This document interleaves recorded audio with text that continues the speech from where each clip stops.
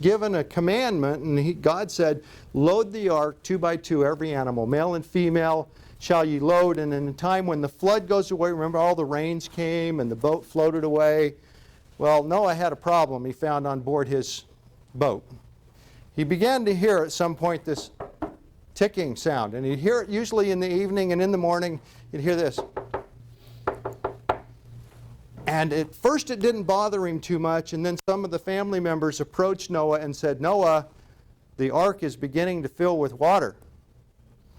What do you think Noah did? Hey, he needed to figure out why there was water coming in. And you know what he found out as they began to watch? It wasn't the alligators, it wasn't the giraffes, it wasn't the elephants.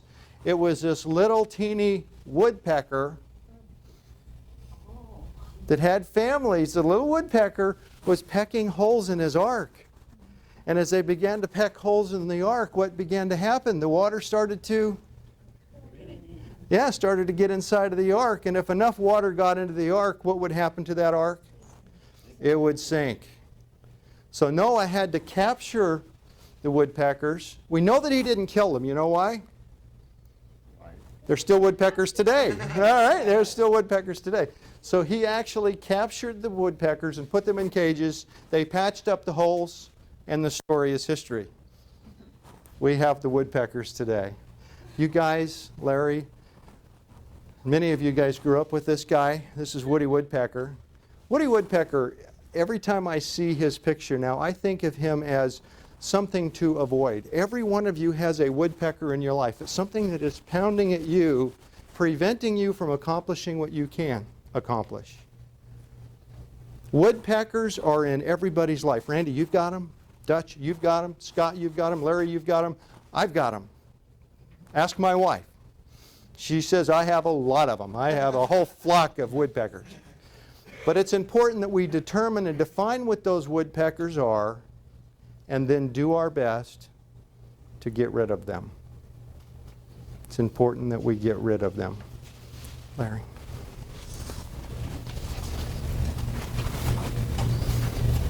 There you go. These two words are quite interesting to me. My dad, he's not living anymore, but my dad, when he was alive, had a really grand philosophy when it came to salespeople. Simple as this. They lie, they cheat, I don't like them.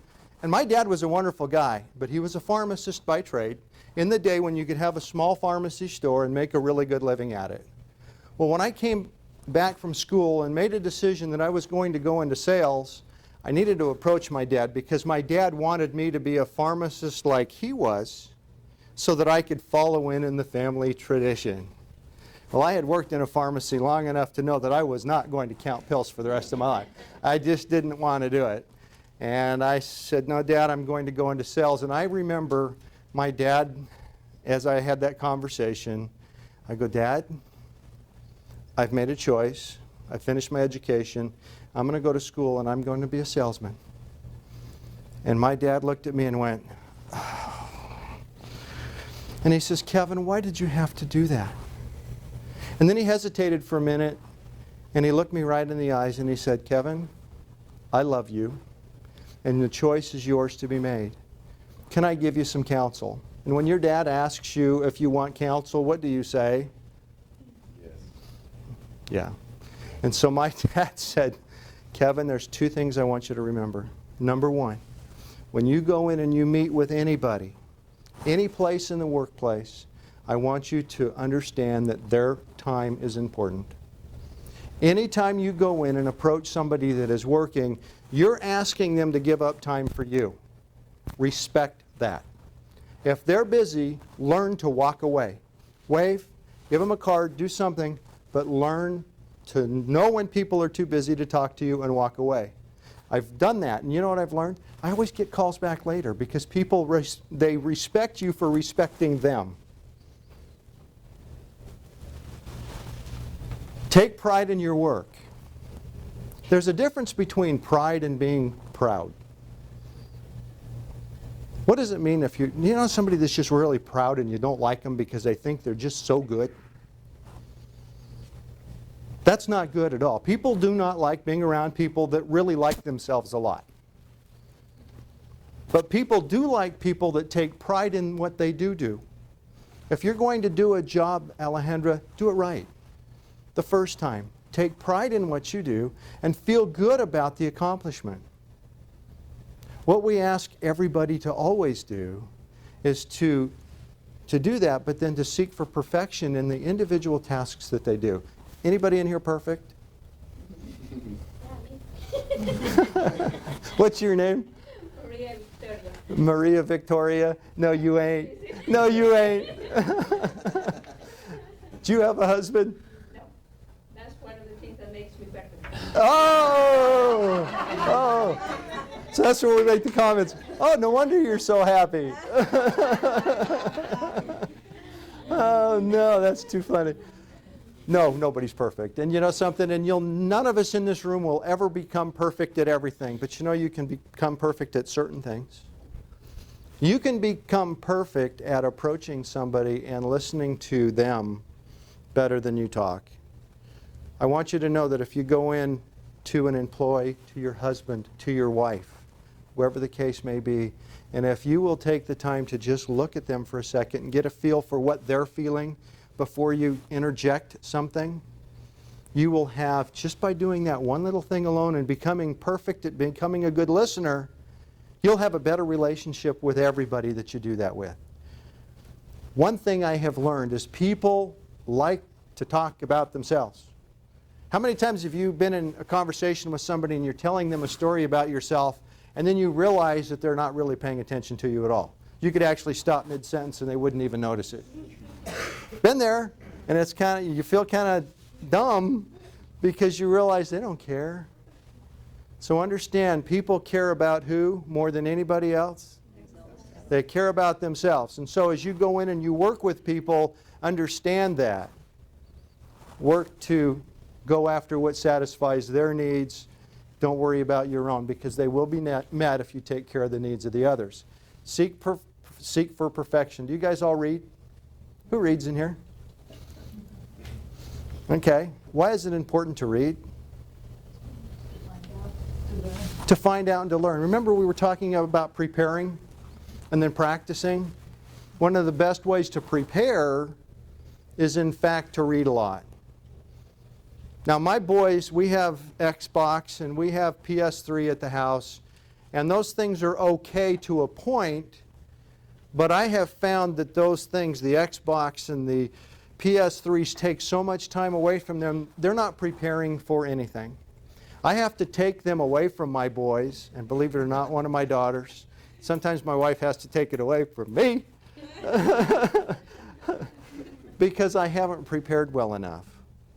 If you'll learn to read and do things that will help you become better, like reading good books, watching TV shows that help you to learn. I love 2.5 Men. I love it to death. But you know something? It's not a good show, really, because it teaches you to be something that we don't really want to be. So why do we like that stuff? It's fun. It's fun. And you know something? You know what we're really thinking when we watch shows like that? I'm better than that, so I'm okay. I'm better than that, so I'm okay. So I'm going to watch that so it'll make me feel better about me. I'm a husband and I don't cheat on my wife. I can watch this and let somebody else cheat, but I don't do it, so I'm okay. We say in our home we don't watch that kind of stuff. We go to National Geographic Channel a lot. We like watching the TV shows, the Nature Channel, Animal Planet. One of my middle daughters, Jennifer, loves Animal Planet. In fact, as she was growing up, she was always bringing animals into the house, and we were always trying to get rid of them. She drove us nuts. But she knew everything there was about a lot of animals because she spent the time to learn by not only watching it on TV, but she always had books on dogs and cats and everything. In fact, a friend of ours, Steve Irwin, you know who that is? Anybody know who Steve Irwin is? Yeah, great guy.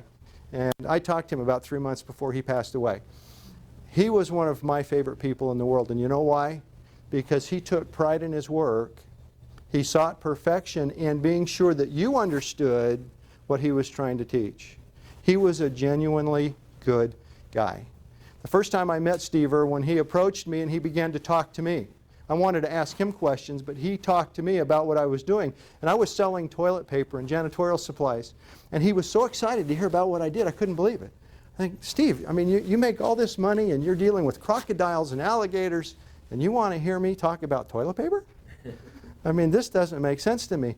But he understood the value of becoming perfect at listening to other people. The second time I met Steve, he came running up to me and he says, Kevin, how many cases of toilet paper have you sold since the last time I saw you? It had been a couple of months. And it really cracked me up because he not only had a conversation with me, but he remembered what I had said. And you know what I think he did? And Steve and I talked about this a lot. You know, he went down and he wrote some notes. He wrote my name down. He wrote down toilet paper and a few odds and ends about me so that the next time he saw me, he would remember. And what he would do is he'd just thumb through it. And sometimes all you have to do is read it once, and then it'll always be stuck in your head as well as in the book. Seek perfection in everything you do. You may never achieve perfection, but it's an honest goal. Baseball. Is there any such thing as a perfect batter? Has anybody ever hit 1,000 in baseball? And what does that mean to hit 1,000 in baseball? What does that mean? Every time you get to the bat, up to the plate, you do what? You hit it, right? So you get a base hit. Scott, in baseball, how many people do you know of in the major leagues that have ever hit 1,000? 0.00. Absolutely nobody. So nobody's ever been perfect. Nobody's ever been perfect. So what is a good batting score in baseball? 300 or better is considered very good. Yeah, and you think about that. 300 means you get up to bat 10 times, and 3 times you get on base. Is that really, does that sound that good, really? 3 and 10? Shoot, if I did that in my job, I'd get fired. You know, we've got to do better than 3 and 10, but yet in baseball, 3 and 10 is considered very, very good. If you ever were to hit 400, you'd be great. Has anybody ever hit a 400 batting average? They've got close. 41. And who was that? Ted Williams. Ted Williams. I think it was it's just barely over 400. 406, yeah. 406, yeah. So that was as close to perfection in baseball as he could get. And that was a 406. So 4 and 10 times he got a base hit. Now, if you guys start working with your kids and you have that kind of a batting average, you're going to have problems, I'm telling you right now. So you need to work on it so that you're maybe batting 80% with your children, that the decisions that you make send you in the right direction as much as possible. How many of you guys think you're going to make mistakes? Yeah, we all make mistakes. Now, this is how we look at mistakes as we look towards seeking perfection. Mistakes are only mistakes if they're repeated over and over and over again. What we want you to do is get rid of mistakes in your life, and we want you to start having learning experiences. The difference between a mistake and a learning experience is this. When you have a learning experience, it means something went awry, you learned from it, and you changed something so that that experience would not happen again. As we get older, we do things different because we've had enough experiences